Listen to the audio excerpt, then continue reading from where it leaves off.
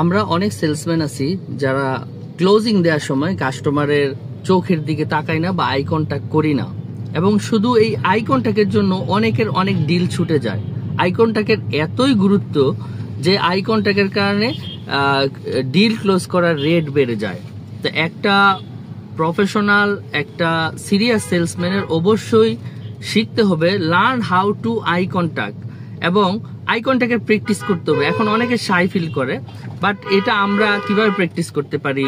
যে আমরা কোনো একটা মানুষকে অ্যাড্রেস জিজ্ঞাসা করতেছি, তখন তার চোখের দিকে তাকায় অ্যাড্রেসটা জিজ্ঞাসা করা। কোনো একটা দোকানদারের কাছে একটা জিনিস চাচ্ছি বা প্রাইস নেগোসিয়েশন করতেছি, তার চোখের দিকে তাকায় আই কন্ট্যাক্ট করে তার কাছে সেই জিনিসটা চাওয়া। অ্যাকচুয়ালি আই কন্ট্যাক্ট একটা বিশাল কনফিডেন্স তৈরি করে। কাস্টমার যখন দেখবে যে সেলার আই কন্ট্যাক্ট করতেছে, তখন সেই কাস্টমার বুঝবে যে এই সেলারটা খুবই কনফিডেন্ট, সে তার প্রোডাক্ট, সার্ভিস এবং সে তার কোয়ালিটির উপরে খুবই বেশি কনফিডেন্ট, এবং এই কনফিডেন্টের কারণে আসলে কাস্টমার সিদ্ধান্ত নিবে যে না, এই ব্যক্তি স্ট্রং, সে খুবই সিরিয়াস, এবং যেটা আমি তার কাছ থেকে প্রোডাক্টটা কিনতে পারি।